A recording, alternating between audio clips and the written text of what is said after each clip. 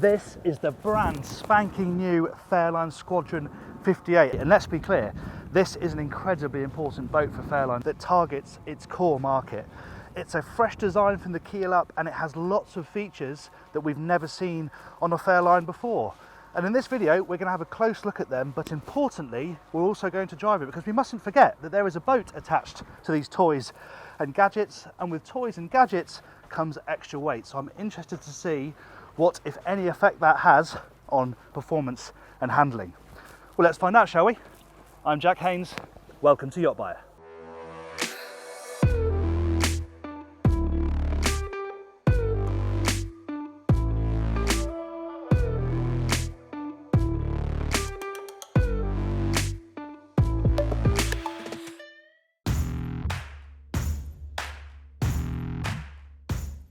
We've got to start back here, haven't we? Because there's so much to talk about. And before we do that, we're going to talk about pricing, because the price for this boat base is £1.55 million, excluding VAT. But this particular one's got about 800 grand's worth of extras on it, and a lot of that is back here. This one's about 2.4 million, excluding taxes in the UK.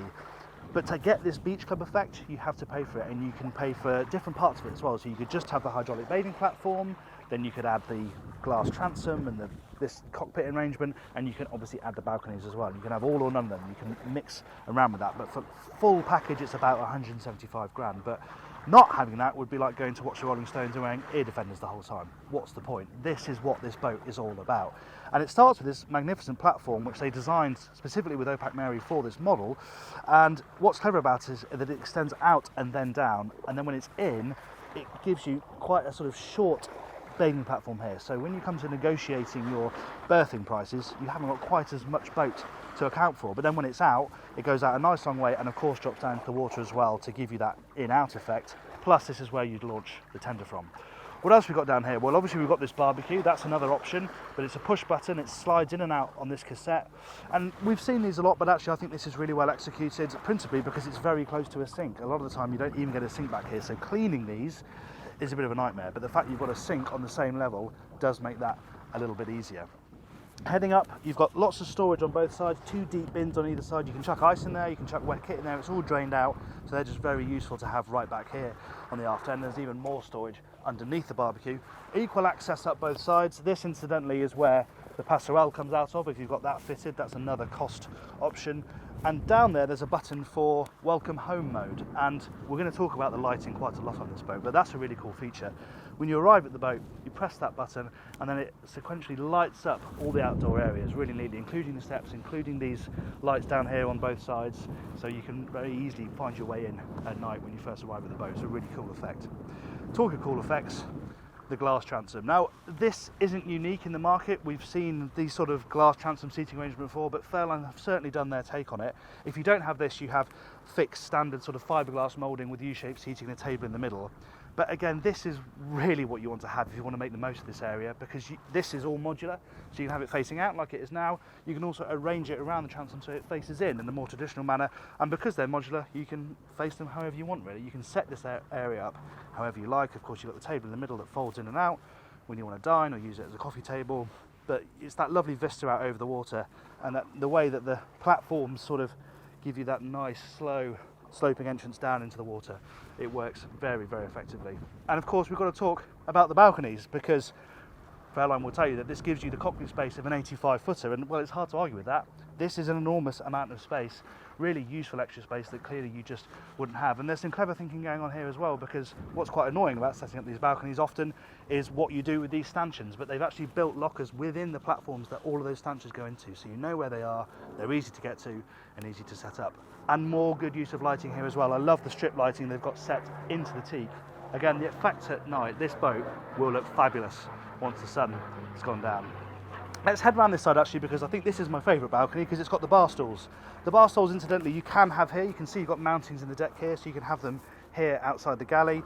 But in beach club mode, this is where you want to have them. Pull them up to the bar, this window drops down, and then you've got great access in and out of the galley to hand drinks and snacks, and obviously just opens up these two areas very nicely. And yeah, you could just sort of naturally see yourself pulling up to the bar, having a chat through the window. It's a great effect. Again, this isn't new to the market, we've seen this before, but is executed really nicely. You can see that just flips up. Here's the window, and that just connects up here. Moving forward then, the other thing to point out is I was crewing this boat earlier, and you might think that having the platforms makes this part of the side deck really narrow. You can see how many planks of teak you've got when the platform is up, but actually it's not too bad. It's a bit of a sort of shuffle sideways at this point, and you haven't got rails, so you've got hanging points for the fenders that you use. They slot in and out, but then once you're past this point, it opens up really nicely, and you're sort of 1 foot in front of the other, and it feels very easy to walk up and down. I would say these railings are a bit low for my liking. Certainly if you're tall, you're going to be reaching down to get them, but you know, it's not the end of the world for them to have to extend those going forward if they have to. I must point out, this is hull number 1, so there are loads of little changes all over the place that they're planning to make, but actually for hull number 1 it was finished just before the Southampton Boat Show. We're filming it the week after the Southampton Boat Show. It feels pretty good, I have to say. And feeling good up here at this foredeck. Again, this is another place where there's plenty of innovation. You know, this is all pretty familiar now. You expect to get your bench and you expect to get your sun pad and some storage either side. But again, it's done very nicely with the stainless steel cup holders. Lovely teak up here. It's really beautifully finished, and some clever little additions like the fact you can lift this up, pop this little section up here, and then instead of having a table that slots in and out, you just have this little tray that pops out. So rather having a table in the way that you're probably not going to use all that much, you've just got somewhere to put your drinks, put phones, things like that, and then it folds away when you're not using it. Nice, simple arrangement that. Right forward, of course, you have twin anchor lockers, very good access to the windlass, and nice substantial cleats as well with big fair leads too. All proper stuff that you'd expect from Fairline. Let's head to the Flybridge.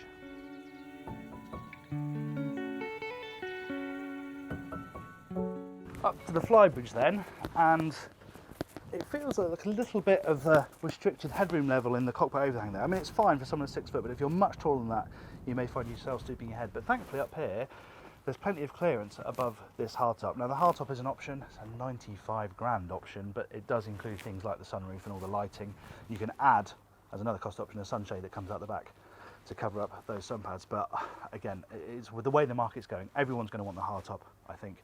And it's nicely done, and it's not a particularly big boat, and it can be hard to integrate hardtops on this size, but I think the designers have done a great job with this. I think it looks really smart and doesn't ruin the side profile in any way, really. And what about the space itself? Well, the hardtop covers the central bit, so this is where you're going to be having lunch and where you're going to want the shade. This is a good size. The table, you know, goes smaller and bigger depending on how you're using it, as it does downstairs, and it's of course opposite the wet bar, where you have a separate sink, really good big sink actually, and then a separate section here for the grill, which is an option, but again, I think you would definitely spec that. And more little clever touches that I like to see. They've got this partition here, but there is space here to wipe all the grease and stuff off the grill into the sink. Makes day-to-day cleaning up much easier, which is always welcome. Under here you've got a mix of storage and cooling space. Back there, it's just pure sunbathing space. And we'll get into this when we get downstairs, but there aren't loads and loads of different configurations on this boat. They wanted to pick a style and stick with it. And I think they've done a good job with that, because there are only so many things you can do on a boat this size, so there isn't a huge amount of change in terms of layout, but what they have chosen is very effective. And there's little touches like having this sliding section here, so you can pull out this squab. This is obviously in seating mode, so if the boat's moving along, you've got someone else, or two people, who can sit facing forward and join the two seats at the helm. But you can slide this section across with an infill cushion and make this into a sort of mini sun pad.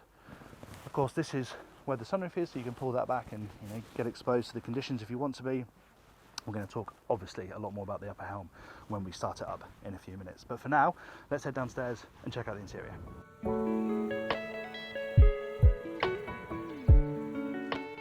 Some of the goodies from Beach Club mode extend into the saloon as well, and most obviously with these drop-down windows. There's buttons here, and then good on Fairline for fitting nice fast motors to these. Often these can take an age, and if you're using them a lot, that's annoying. But this drops down nice and quickly.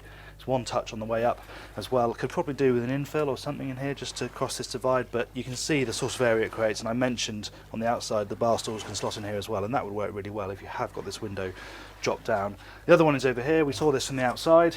Again, drops down nice and fast, and you immediately feel that nice breeze coming through. So yeah, okay, in the Med you're probably going to be relying on the air conditioning anyway, but if it's not a stinking hot day, just ventilating by opening these. You've got opening windows forward as well, You can get a nice bit of natural breeze coming through. Flip this over to create another counter. You do have to tuck down a little bit to make the most of the view, but of course the benefit is having storage up here, and as we know, you can't have enough storage on any boat really.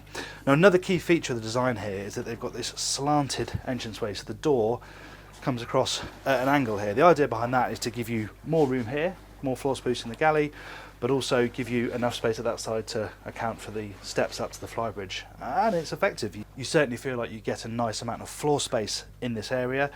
The galley is slightly split across two sides. That can all be freezing and cooling space down there to supplement what we have over here. You haven't got domestic size sort of full height fridge freezer, but we have got these two very deep chest fridge freezers, and they can be customized either way, so you can have them both as freezers, one is fridge, one is freezer, or both are fridge. However you want to use it, you can customize them through the screen down there. And then you have the usual stuff you'd expect. You've got induction cooking, you've got a microwave oven down there, there's space for a dishwasher down here, nice big sink, and then just lots of open countertop, which is always very helpful. Really nice finish on this boat. It's the gloss walnut. We've seen it before on other Fairline models, but it is beautiful. It's an £18,000 option. There are other options. You can have satin, you can have oak, but this really does set off this interior beautifully, as we'll see as we head inside. As I mentioned, this can be storage or extra fridge space, and then you've got sort of leather finish up here, which makes you sort of want to perch on top of it, and maybe you will. If people are in the galley, you just want to lean here and take a seat and enjoy the view, then I suppose you can do that. But again, it's just trying to use different materials to add to the interest throughout this decor. And talking of that, we've got a new interior finish here on the upholstery. It's sort of woolly type look and feel, but it's very, very comfortable. All the rage, apparently. I know nothing about interior design, so that's lost on me, but it certainly looks nice. It's very comfortable to sit on, and hopefully will wear well too. And they've managed to integrate some storage down here as well, so you've got your dedicated storage down here for all the Fairline branded crockery, so that's all held in place. Looks very smart. And okay, it's not in the galley, but it's very close to the galley. And actually, speaking of that, there's really good use of space here as well, because you've got this nice backlit locker here where you've got all the glassware held in place securely. And again, just that extra addition of the lighting does look really, really smart. Lovely table, as we expect. Fairline do a nice table, and we've seen this before, this sort of inlaid maple effect, and you'll see that through the doors downstairs as well. But it is lovely. You sort of unpackage this table. Obviously, it goes down to this size when you're not using it, and you've got some fiddles here and some cup holders. But then when you open it up like a parcel, you have this lovely surprise in the middle with this beautiful, beautiful woodwork. It is stunning. And of course, this is your main internal living area, and it spreads across both sides, nice and comfortable. A couple of stools down here that you can move around the saloon, or even take out to the cockpit if you want to. Television pops up from back here, 50-inch TV I believe on this boat. Hit a button, up it goes, and of course you've got lovely big windows on both sides. We sort of come to expect it, but the effect is fabulous. Final thing to mention up here is that you can have the Sonos sound system as an option. We've seen that on the larger Fairlines. It's a £20,000 option, and obviously it includes speakers all over the boat. We've got 4 in here alone, and you've got them all outside as well. But you've also got these handy 4 individual pods that sit in there and charge, but you can obviously dot these all over the boat, connect them to your phone individually. You know, you can take them away with you as well, of course, but you can obviously really personalise that and have your own little personal sound system as you're moving around the boat. An expensive option, but if you're really into your music, then one that I'm sure you'd appreciate. Right, let's head downstairs and check out the accommodation.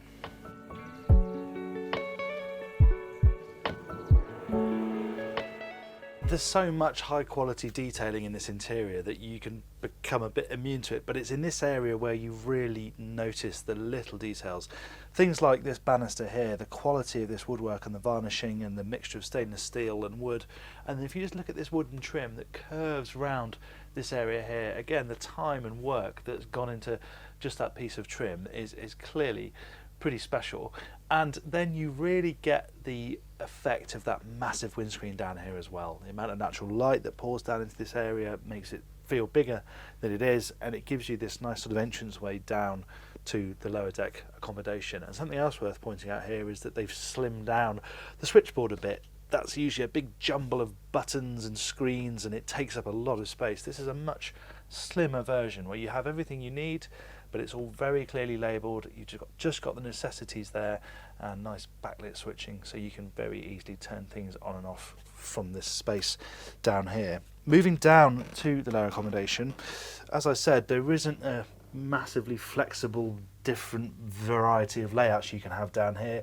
It's set, but at this size I think what they've gone for works well. So you have the VIP right forward here, and this is a good space. I mean, the amount of floor space alone to get changed into the bed is really impressive. The bed itself is also a good size, and it's not set too high, and there's just a nice amount of room in here. Big hull windows stretching down either side.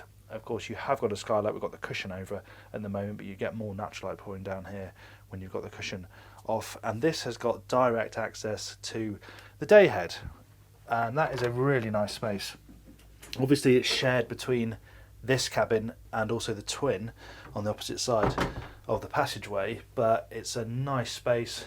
Headroom is perfectly good. You've got a separate shower cubicle as well. Again, a nice stretch of hull window to bring some natural light in here, and an opening port so you can let steam out if you're having a shower. And it's really beautifully put together. It extends all the way to the bathroom, to the quality of the finish.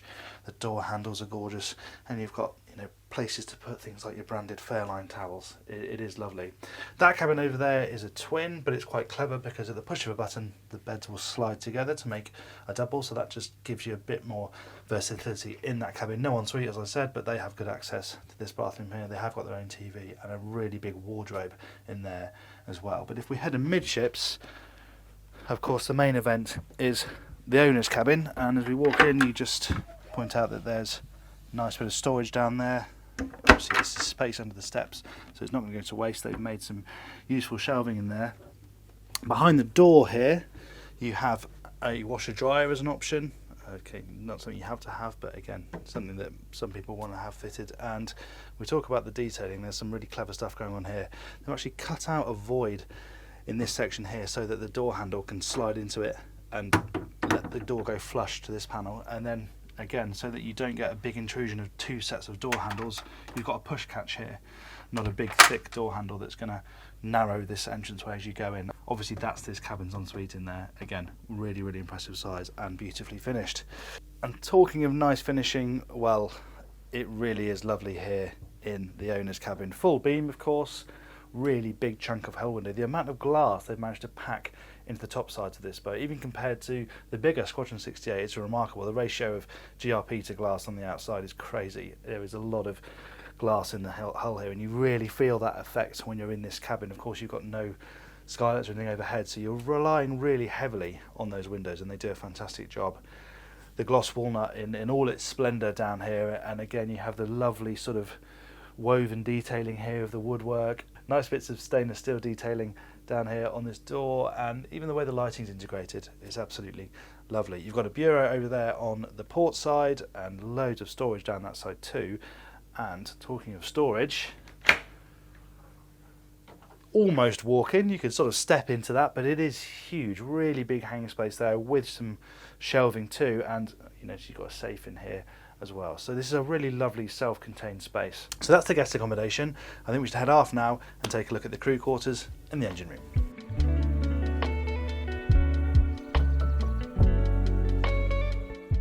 Onto this cruise space then, and there are a few different options here. You don't have to have it, you can have it just as storage, but you can keep the bathroom, or the wet room I should say, and not have the rest of the cabin if you want that, which is quite a sensible idea, because even if you don't want cruise space down there, having somewhere down there that's close to the area where everyone's going to be getting wet to go down and use the loo and shower is quite handy. But if you have the full crew cabin fit out, it's about 25 grand, you get some extras like of course a bed, and you get this fit out down here, so you get a sink down here, you get a bit of storage, obviously it's fitted with climate control, air conditioning, and if we bring the camera down, just try and give you a sense of the space down here, because bearing in mind the size of this boat, it's pretty good.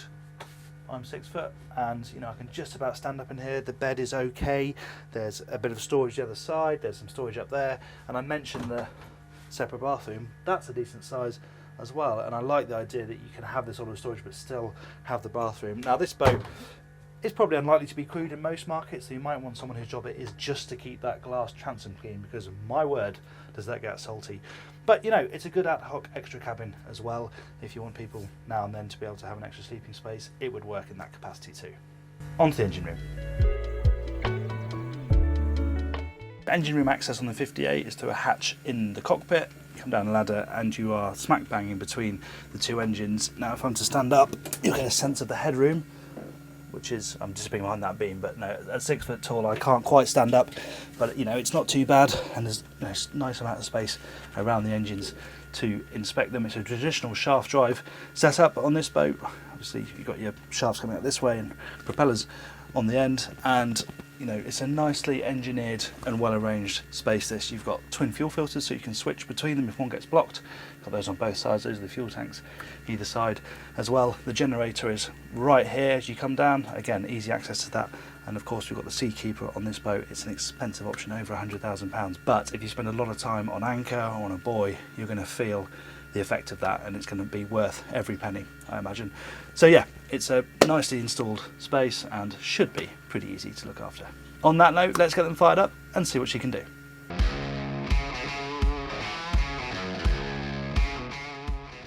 I said I wanted to find out whether the extra weight at the back affected the performance, and there's quite an easy way to find out. So I'm just going to bury the throttle. I've got it on single throttle mode and wide open. See how she goes. We've got a pair of 1000 horsepower Volvo Penta D13s. You can have the 900 horsepower option. I don't imagine many people will. We're just creeping over 20 knots. And that to me feels pretty good. For a 58 foot Flybridge boat, absolutely covered in toys, that's 25 knots now, and that is probably where you want to sit and cruise. And I'm genuinely impressed with how easy that felt actually. We've got a sort of, not a full cruising load, we've got no tender, but we've got, you know, fluids to a normal cruising load, got a fair bit of kit on board from the boat show, 4 people, and yeah, she romps up onto the plane really quite easily. I did expect it to feel a bit more lethargic than that, I will admit, but yeah, it feels like we found cruising mode quite easy there. 25 knots, 280 litres an hour across both engines, so that's giving you probably a range in the region of 250 nautical miles. It's got a 2,700 litre fuel capacity, so if you drop that back to 8 to 10 knots, you're probably looking at more like 600-700 nautical miles. But yeah, at faster speeds, this is where you're going to live, and we've got a lot of electronics here looking after us. We've got £20,000 worth of Humphrey interceptors, and they're constantly working to adjust their levels so that the boat stays on the most natural trim. Fairline say they're going to work a little bit on adding some more buoyancy aft. They feel it's just running a little about high at the moment. I'm not really feeling that from up here on the Flybridge, but then you wouldn't. We'll see what that's like when we're downstairs. But it feels really nice and smooth over the water. It is not particularly rough today. There's a very slight chop and there's some wash from the commercial shipping here in the Solent. Absolutely nothing to fluster this hull at all really. It feels very planted and refined and really very solid. The steering is fly-by-wire, it's a Volvo Penta system, and again this is one of the things that Fairline said they were going to tweak because they feel like it doesn't respond as nicely as they want it to. I think it feels fine personally. I think certainly the immediacy, the immediate lean is really very good. It flattens out a touch, and they think the turning circle's a bit wide. They want it to be sort of 3 boat lengths. It really doesn't feel that bad to me, certainly for the type of boat this is. And crucially, I think just off of centre, you've got enough manoeuvrability that if you do want to steer around the waves, you can do that. And it's lovely and light. You'd have no idea you're helming a 60-foot boat here. It does really handle very, very smoothly. And again, I'm not feeling the burden of those trinkets at the back at all when it comes to manoeuvrability. It doesn't feel heavy and overly laden in any way. Works really nicely. What about the helm position up here? Well, I'm a little bit far away from the screens. They're touch screens, so they're a bit of a stretch away, but I can't complain about the geometry of the wheel and the throttles. This seat slides. As you can see, I've got myself really close to the helm, which means I can easily reach out and handle the throttles. The steering wheel's in a good position. I've got a fantastic view of everything, and it's a similar sort of look to downstairs. Obviously we'll look at that in more detail in a moment, but you have the switching down here, the stuff you're going to want to use regularly. That's really nicely integrated. It's all backlit, looks really classy, and everything else is through FDs. Twin Garmin FDs here, a smaller one here with the Volvo Penta engine information, all of which are totally configurable. Yeah, this is a good position. You might say a downside is the fact that the navigator is outboard of the skipper, so the skipper will have to move out the way to let them in and out. But you have got a nice central driving position here, and I've got obviously a pretty fabulous all-round view. The only thing it doesn't have is a huge amount of protection, obviously. The windscreen is there, it's not particularly tall, so going into the wind, you do take a bit of battering, but of course, got a lower helm to escape that, so let's head downstairs and do that now.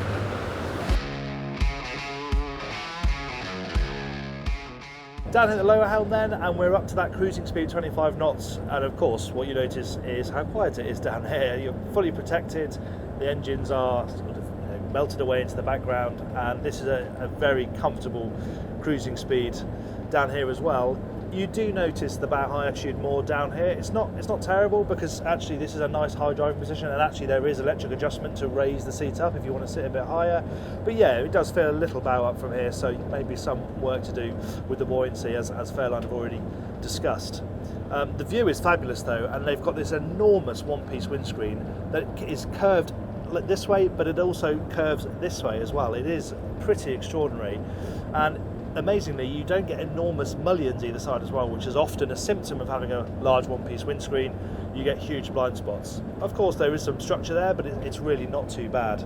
The all-round view is generally pretty good. Because you sit up quite high though, it can be quite hard to see sort of off your aft port quarter when you're doing a hard turn, so you might just need a crew member to have a spot for you before that happens. But yeah, in terms of sort of straight line cruising, this is a fabulous position. Really lovely comfortable seats that have plenty of adjustment. I'm close enough to the wheel. I'm sort of wanting a little bit of rake on the wheel to bring it a bit closer to me, but it adjusts up and down obviously. Again, like upstairs, the throttles fall easily to hand.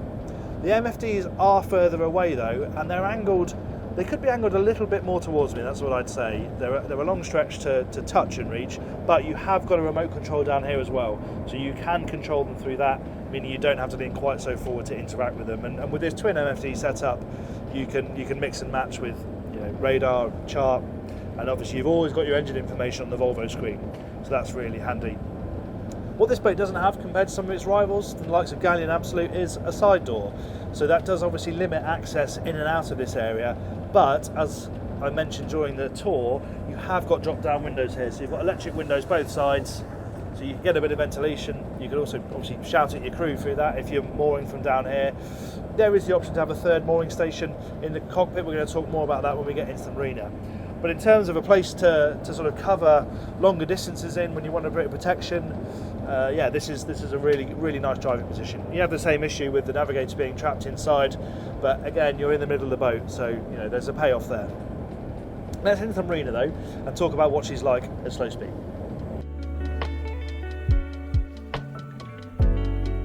I mentioned out on the water that this boat's got the joystick option. It's £30,000 optional extra, and I think if you are used to the twin throttles, you will probably find it surplus for requirements, because you have so much control between those and the proportional thrusters, bow and stern. I think because there's a bit of a delay between inputting the joystick and then the boat making its move, you'll probably find it frustrating. If you're new to this entirely and have never used a twin engine boat, then the idea of the joystick combining it all may be attractive, and it does do that. If you want to twist, it'll use the props and it'll use the bow thruster, and if you want to go sideways, it does the same thing, but it juggles it very cleverly, knowing what it needs to use against the elements to make the boat move in the way you want it to go. But personally, if you knock the throttles in, I find you just have that more instantaneous control, especially when you factor in the fact you've got those proportional thrusters. 30 grand you could probably put towards beach club mode. I said at the start of this video that this is an important boat for Fairline, and it really is. It's a fresh product that they dearly needed, and they needed for it to work. And from what I've seen today, I think they've done a fantastic job with it, and it seems to be proving popular with buyers as well. I'm not surprised, because you get all of the stuff you buy a Fairline for, the quality, the seakeeping, the clever bits of design, with all that extra stuff as well. They're the first British builder to really embrace platforms, certainly at this level, and they've executed it really nicely. But I'd be interested to know what you think. If you were in the market for a 60-foot-ish Flybridge, which one would you go for? Let me know in the comments below. Thanks very much for watching that review. If you enjoyed it, please do give it a like. If you want to watch more Fairline content, we tested the Phantom 65 in the south of France. You can watch that if you click up here. We've got all of our sea trial content down here, and if you'd like to subscribe to the YachtBuyer channel, you can click up here. Thanks again for watching.